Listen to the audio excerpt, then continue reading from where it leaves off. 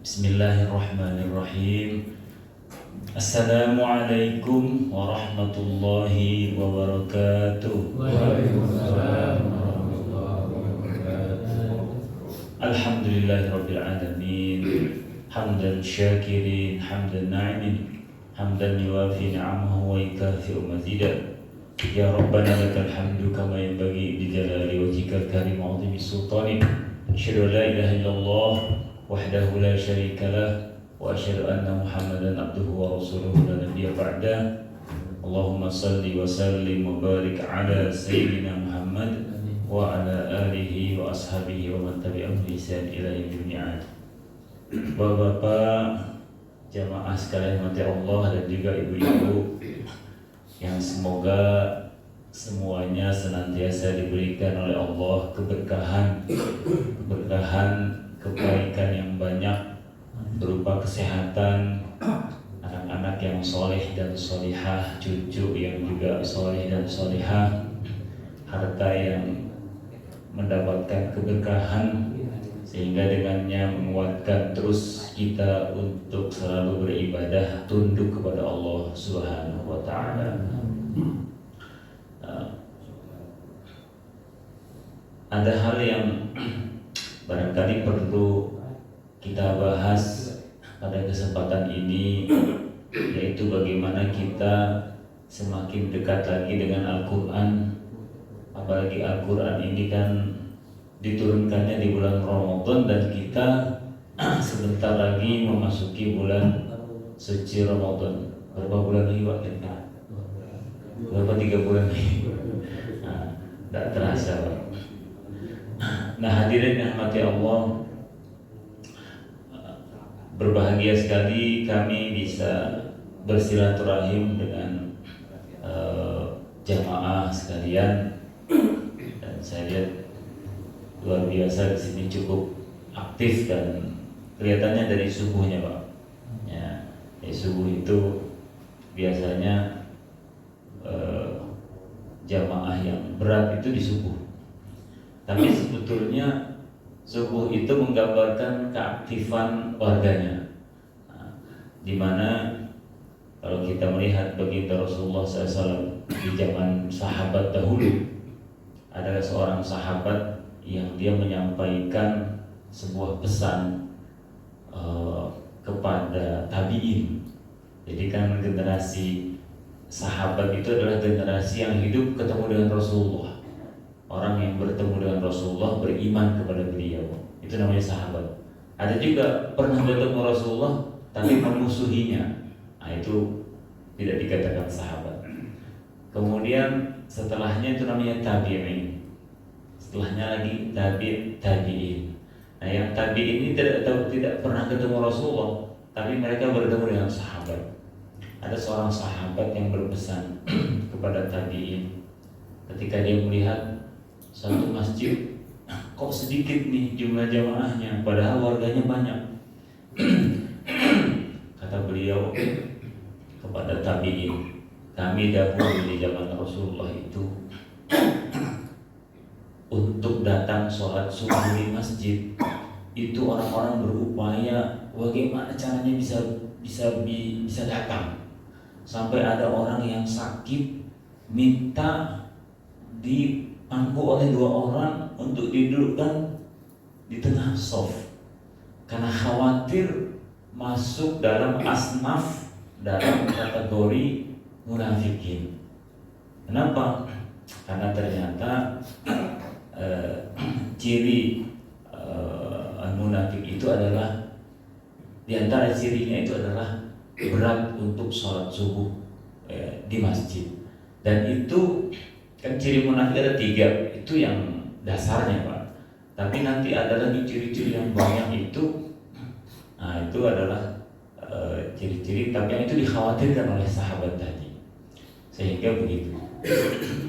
Nah, memang kalau kita lihat juga baginda Rasulullah itu memberikan sebuah pesan kepada kita. Ada doa kata beliau. Kalau kalian keluar dari rumah menuju masjid, baca doa dulu. Ya, Bismillahi tawakkaltu 'ala Allah, la haula wa la quwata illa billahil 'aliyyil 'azim. Kemudian ada yang doa, ada yang kita baca Pak. Apa itu? Allahumma ja'al fi qalbi nuran. Ya Allah, jadikanlah di hatiku cahaya. Wa fi sam'i nuran wa fi basari nuran. Pendengaranku dan mataku juga bercahaya. Wa min baini yadayya nuran. Di depanku ada cahaya. Wa min khalfi nuran. Wa an yamini nuran wa an shimali nuran. Kiri kananku bercahaya. Wa min fawqi nuran wa min tahti nuran. Dari atas dan di bawahku juga bercahaya. Allahumma ja'alni nuran. Ya Allah, jadikanlah aku bercahaya. Kenapa kalimat cahaya ini diminta? Nah, ternyata kalau kita lihat itu dalam surah Al-Hadid, jemaah sekalian, itu ada ungkapan tentang nanti itu kita ketika berjalan di sirat itu harus ada cahayanya. Kenapa ya? Sebab yang namanya surah Hadid, yang namanya akhirat itu gelap. Ya ini. Pada ayat 12, yauma taral mu'minina wa yauma taral mu'minina wal mu'minat. Hari nanti kalian melihat orang mukmin dan orang mukminat, laki-laki dan perempuan, orang mukmin yang beriman. Yas'a nuruhum, berjalan cahayanya. Nah, di mana ini? Baik, ini di ketika menyeberang sirat, saat itu gelap. Yas'a nuruhum baina yadayhim wa bi aymanihim, antara sisi kiri kanannya dan di depannya cahaya. Busyrakumul yaum, dikatakan kepada mereka kabar gembira ya untuk kalian pada hari ini. Jannatun tajri min tahtiha al-anhar, di depan sana ada surga yang telah menanti kalian. Khalidina fiha, kalian kekal di dalamnya. Zalika wal fawzul azim, itulah kemenangan yang sesungguhnya. Nah, nanti pada ayat ke-13 dikatakan yauma yaqulul munafiqun, pada hari itu juga orang-orang munafik wal munafiqat, munafik perempuan, mengatakan lillazina amanu, kepada orang yang beriman, unzuruna naqtabis min nurikum, bisa enggak kami juga dapat cahaya seperti kalian, nebeng dong cahayamu. Nah gitu. Bisa enggak ikut cahayamu gitu, nebeng gitu kan, numpang. Dia katakan itu kepada orang beriman. Qila rji'u wara'akum, kemudian dikatakan ada malaikat yang menahan mereka. Apa kata malaikat ini? Ya. Qila rji'u wara'akum, kembali ke belakang. Ya, suruh ke belakang dia. Ke belakang, dipukul ke belakang. Ya. Faltamisu nura, cari aja cahaya yang lain. Faduriba bainahum bisurin lahu bab, kemudian dijadikan antara orang beriman dan orang munafik tadi ada tembok begitu, di mana di belakang sini orang beriman ada cahaya, ya, adapun di belakang mereka itu tidak ada cahaya, dengan hanya penuh dengan kegelapan. Batinuhu fihi rahmah, sisi orang berimannya ada rahmat Allah. Wallahiruhu min qibalil adab, belakangnya yaitu tempatnya orang munafik ada azabnya. Ya, kemudian dikatakan kepada mereka, yunadunahum alam nakum ma'akum. Nah, orang munafik ini bilang, kan kita dulu sama-sama di dunia, sama-sama kita bertetangga, kok kamu pelit sih? Apa katanya? Qalu bala walakinnakum fatantum anfusakum. Betul, tapi waktu di dunia kamu istilahnya ya menyia-nyiakan dirimu, untuk tidak taat, untuk tidak memakmurkan rumah Allah Subhanahu wa taala. Maka itu Allah Subhanahu wa taala mengatakan tentang orang yang memakmurkan rumah Allah, ya, yaitu bahwasanya orang yang memakmurkan masjid Allah itu adalah orang yang walam yakhsha illallah, ya. Dia tidak takut kecuali hanya kepada Allah Subhanahu wa taala saja. Nah, hadirin Allah, pada kesempatan ini insyaallah kami akan membahas tentang surah yang sering panjang, ya, yang sering kita ulang-ulang, terutama bagi orang yang mau masuki rumah baru. Apa itu? Surah Al-Baqarah, Pak. Surahnya panjang, Pak. Tapi kita sedikit aja kita bahas. Apa itu? Yaitu tentang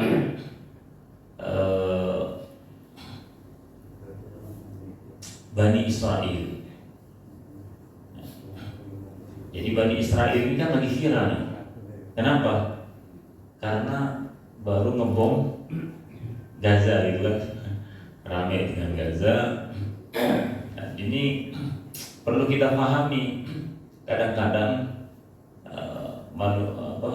kaum muslimin mengatakan ya wajar dah, orang Yahudi itu kan pemilik Masjidil Aqsa katanya. Mereka pemilik aslinya. Ada yang mengatakan begitu, ada juga yang mengatakan ya asal muasalnya kan mereka, gitu. Nah, ini yang perlu kita pahami betul sebagai muslimin, bahwa Allah Subhanahu wa taala, kita dalam syariat kita ada namanya rukun iman. Apa rukun iman itu? Yaitu sebuah arkan, pondasi keimanan kita, ya, kepada Allah Subhanahu wa taala. Keimanan itu katanya dalam Islam yang namanya iman itu harus 3 hal, ya. Takriru bil lisan, diucapkan dengan lisan, wa iqrarun bil qalb, diyakini dengan hati. Jadi dengan lisan, dengan hati, dan diamalkan dengan perbuatan. Ini orang beriman berarti. Tapi kalau dia hanya mengucapkan dengan lisan dan perbuatan, tapi hatinya tidak yakin, ini namanya munafik. Nah, ada lagi orang yang ucapannya hatinya beriman, tapi ucapan dan perbuatannya menunjukkan bukan orang beriman. Nah, itu disebut sebagai orang yang fasik. Fasik itu artinya merusak keimanannya. Fasaqah itu rusak, ya. Keimanannya rusak. Nah, adapun kita sebagai seorang mukmin yang beriman, Allah telah tetapkan amana rasulu bima unzila ilaihi min rabbih wal mu'minun kullun amana billahi wa malaikatihi wa kutubihi wa rusulihi la nufarriqu baina ahadin min rusulihi. Itu ciri orang beriman. Kita beriman kepada semua rasul, kepada Allah, kepada hari akhir, kepada malaikat, kepada kitab, kepada rasul. Kepada kitab bagaimana, Pak? Bagaimana dengan kitab Injil, Taurat, Zabur? Bagaimana konteks keimanan kita? Nah, dalam hal ini iman kita kepada kitab itu artinya bukan berarti kitab yang ada, ya. Misalkan ada yang jualan kitab Injil, kita beli, kita baca di rumah. Nah, ini yang termasuk yang dilarang. Dilarang seperti pernah dilakukan oleh Umar bin Khattab. Umar itu pernah membaca kitab Taurat di hadapan Rasulullah, karena dia ada yang menghadiahkan kitab dibaca sama dia. Nah, karena di zaman sahabat dahulu sedikit orang yang bisa membaca. Di antara yang bisa membaca adalah Umar. Ditanya oleh Rasulullah, wahai Umar, kau baca apa itu? Saya baru dapat hadiah ya Rasulullah, baca kitab Taurat. Ya. Buang itu, kata Umar, kata Rasulullah. Kenapa ya Rasulullah? Seandainya Nabi Musa ada sekarang di depanku, dia akan ikut aku, beriman kepadaku. Dia akan ikut hafal Quran, menghafal Quran. Dibuang oleh Umar. Nah, maksudnya apa? Artinya keimanan kita itu begini, bahwa ketika kita mengatakan kita beriman kepada kitab, kita yakin bahwasanya Allah Subhanahu wa Ta'ala di zaman nabi-nabi terdahulu itu menurunkan kitab yang digunakan oleh nabi untuk mendakwahi umatnya. Apakah kitab itu sama dengan Al-Quran? Secara umum kontennya sama, yaitu untuk beriman kepada Allah, kepada Rasul, kepada hari kiamat, untuk membimbing ya, umatnya di zaman itu. Kita beriman, betul. Tapi bagaimana dengan kitab yang ada sekarang? Al-Quran sudah menjelaskan bahwa mereka itu yuharrifunal kalima an mawadhi'ihi. Mereka itu Allah amanahkan kitab, tapi diganti-ganti. Oh, ini tidak cocok ini. Ini tidak cocok ini dengan keinginan penguasa, kita hapus, ganti yang lain, tulis. Ada lembaran yang lain lagi. Wah, ini terlalu keras ini. Nanti susah berimannya umat kita, hapus, ganti. Begitu. Sekarang bagaimana? Kita tidak bisa beriman terhadap kitab yang ada sekarang, Injil maupun Taurat. Kenapa? Yang kita imani adalah kitab yang diturunkan pada saat itu benar, bahwa Allah telah menurunkan kitab itu di zaman Nabi itu, kemudian diimani oleh umatnya ya, sampai hari kiamat ini kita bertemu dengan mereka. Sebab yang namanya risalah Allah itu, misi Allah itu bersambung dari nabi ke nabi, dan ujungnya adalah baginda Rasulullah SAW sebagai khataman nabiyyin, penutup bagi para nabi. Maka itu Al-Quran ini sudah menjelaskan semua apa yang Allah telah ungkapkan dahulu di zaman dahulu itu. Allah cukupkan dengan Al-Quran. Maka itu kisah di Al-Quran banyak kisah.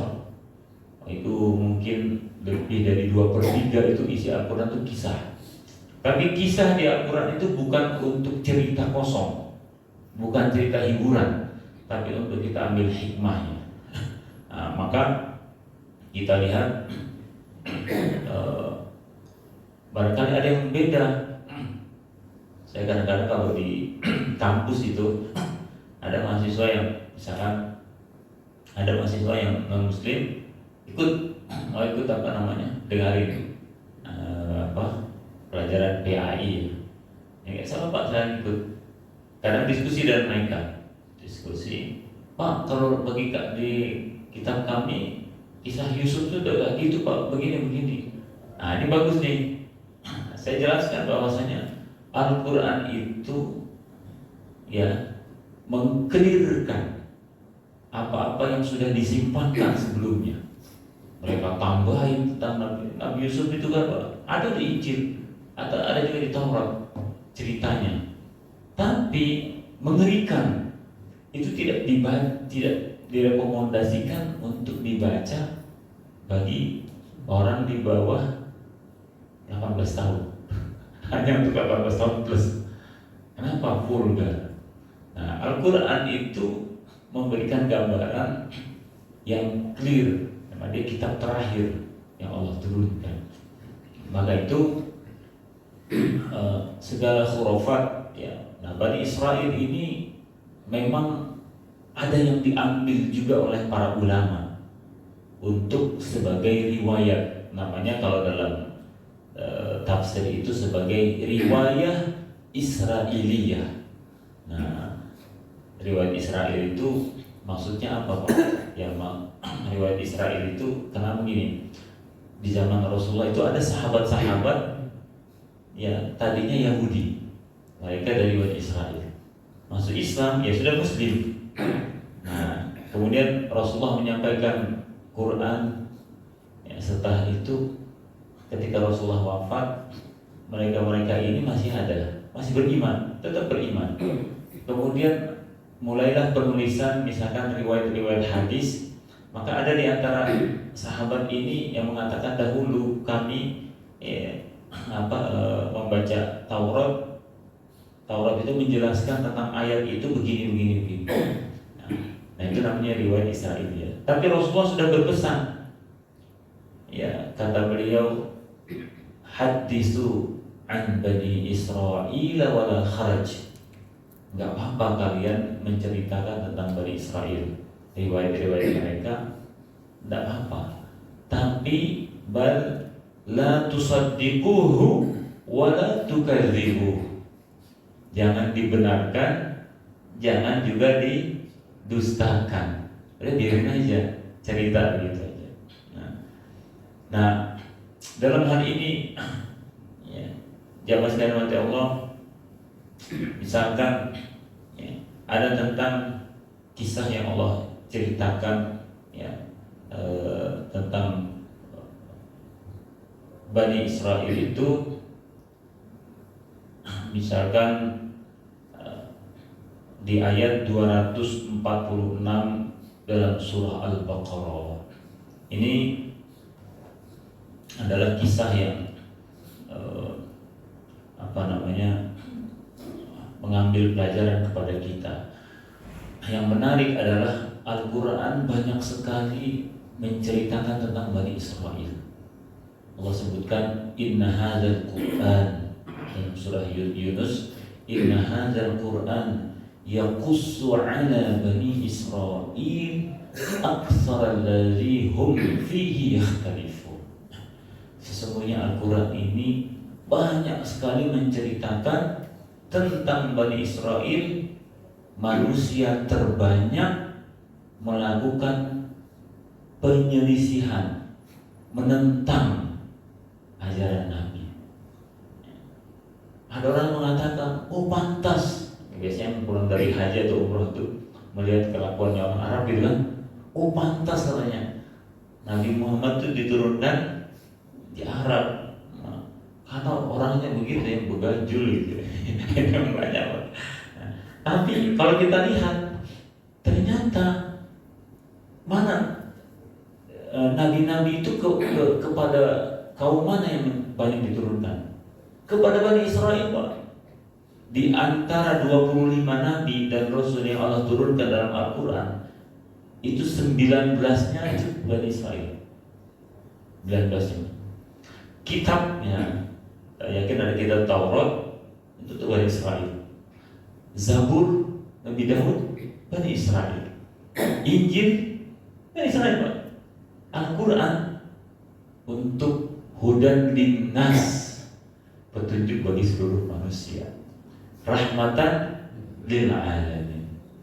Maka sesuatu yang alhamdulillah kita harus bersyukur bahwasanya kita ini umat yang dipilih oleh Allah Subhanahu wa taala untuk beriman kepada Rasul, kepada Allah, ya, umat Nabi Muhammad. Meskipun kita tidak melihat Nabi Muhammad, kita mengatakan amana rasulu bima unzila ilaihi min rabbih wal mu'minun, telah beriman ya mereka kepada Rasul, dan orang-orang yang beriman juga ikut beriman kepada Allah, kepada Rasul, dan terusnya. Nah, jamaah sekalian mati Allah, Allah Subhanahu wa taala memberikan kita, kenapa kita harus banyak mengkaji Bani Israel? Ya, ternyata itu Pak, mulai dari surah Al-Fatihah aja sudah ada Pak Bani Israel. Di mana Pak? Di mana? Nah, di Al-Fatihah itu ketika Allah mengatakan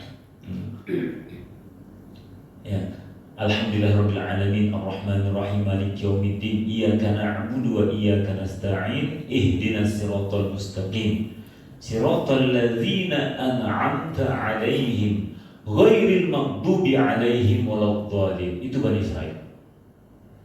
Ya Allah, tunjukkanlah kami jalan yang lurus. jalannya orang-orang yang telah Engkau beri nikmat kepada mereka. An'amta alaihim. Siapa mereka? Itu dijelaskan dalam surah An-Nisa ayat 169, yaitu para rasul, para orang-orang siddiqin, orang yang membenarkan rasul, orang yang mati syahid yang bersama rasul berjuang zaman dahulu. Kita mengikuti zaman mereka, yaitu ghairil maghdub, bukan jalannya orang-orang yang Engkau telah murka mereka. Allah marah kepada mereka. Maghdub alaihim, kepada mereka, waladdallin. Itu maghdub alaihim, para mufassir mengatakan yaitu orang-orang Yahudi yang kafir dari Bani Israel. Ya, maghdub, Allah murka kepada mereka. Adapun dhalin yaitu orang-orang Nasrani dari Bani Israel. Nah, orang Nasrani yang dhalin yaitu sesat. Nah, maka itu sampai nanti surah An-Nas ada juga. Nah, di antara kisah yang menarik untuk kita tadabburi itu artinya mengambil hikmah di belakang dari ayatnya adalah dalam surah Al-Baqarah ayat 246. Nah, ini Allah Subhanahu wa taala berfirman, "Alam taro ilal mala'i min bani Israil."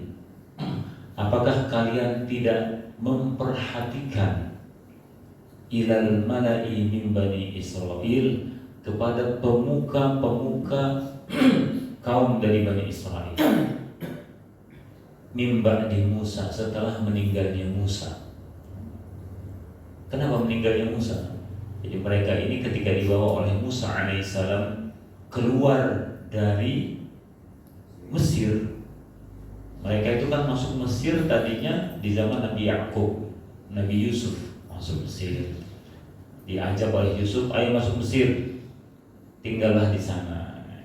Karena Bani Israel itu adalah anak-anaknya Yakub alaihissalam. Nama lain dari Bani Yakub adalah Israel. Ratusan tahun tinggal di Mesir, ganti rezim, ganti kekuasaan. Nah, makanya dalam surah Yusuf itu disebut Malik, penguasa Mesir itu disebutnya Malik, raja. Adapun di ayat yang lain disebut sebagai Fir'aun. Itu beda. Para ahli sejarah menyebutkan di zaman Yusuf itu namanya Heksos. Nanti kalau di zaman setelahnya pengusiran itu Fir'aun atau disebut sebagai Ramses. Nah, itu banyak, Pak. Ramses itu ratusan tahun mereka dinastinya. Kalau ke Mesir itu kita melihat ada namanya Museum of Egypt. Banyak sekali mumi itu di situ. Nah, ini orang-orang ini yang tinggal di orang Israel yang tinggal di dataran Sinai. Mereka ini terhalang untuk masuk ke tanah Al-Quds, Palestina, waktu diajak oleh Nabi Musa. Mereka melihat banyak sekali tanda-tanda kebesaran Allah. Mulai dari kalau kita lihat dalam Al-Quran dijelaskan itu kota Mesir itu penuh dengan belalang, kemudian kadang kodok. Ketika orang Mesir mengambil air di sumur, keluarnya darah, Pak. Ketika orang Bani Israel mengambil air, ambil di sumur ternyata air. Orang Egypt darah. Itu azab untuk orang-orang Mesir. Diusir mereka, dikejar.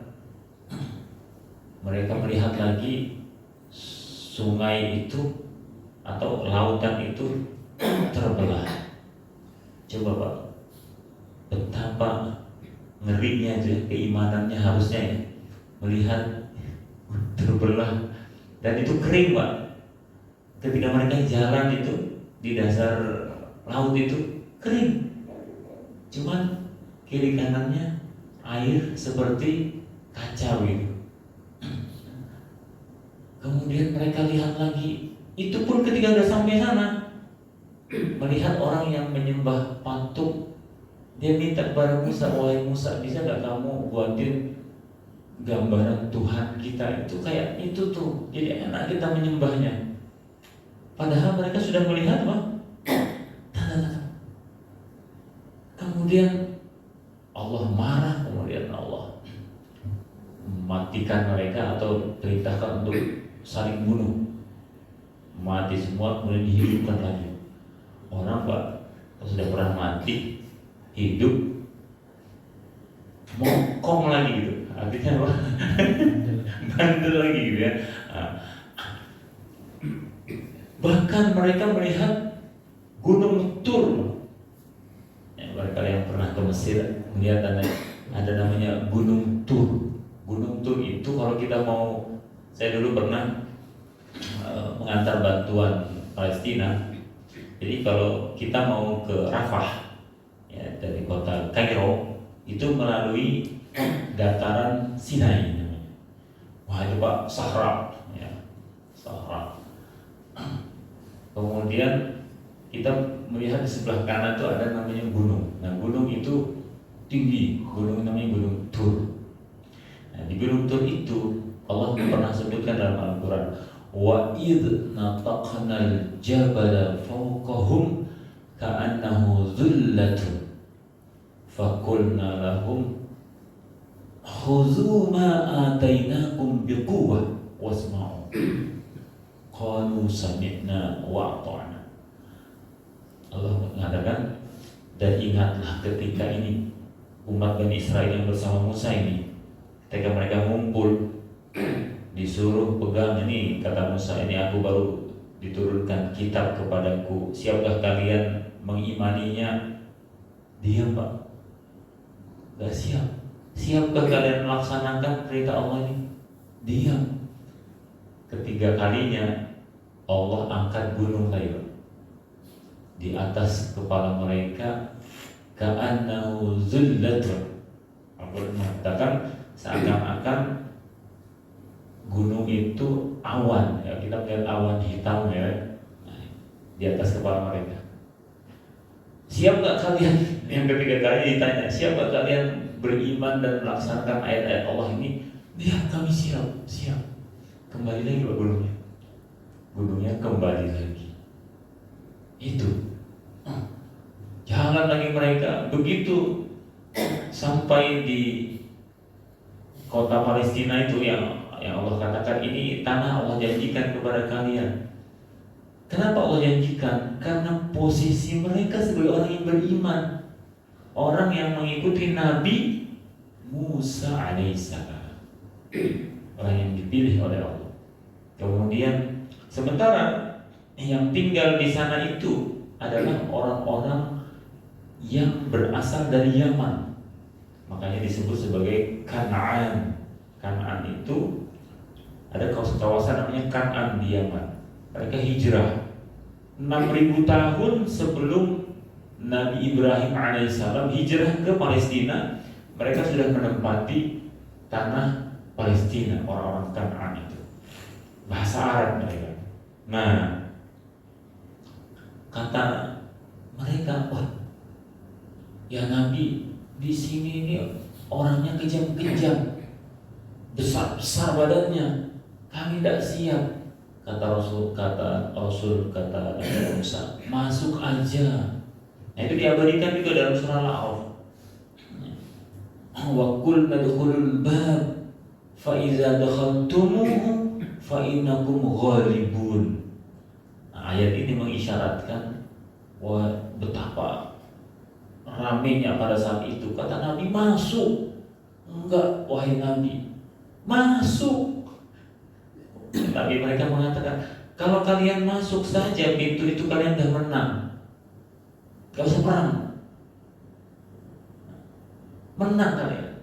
Nah di saat yang sama orang-orang Kanaan itu melihat, weh, ini akan datang sebentar lagi kaum yang di tengah-tengah mereka ada nabi, utusan Allah bawa mukjizat.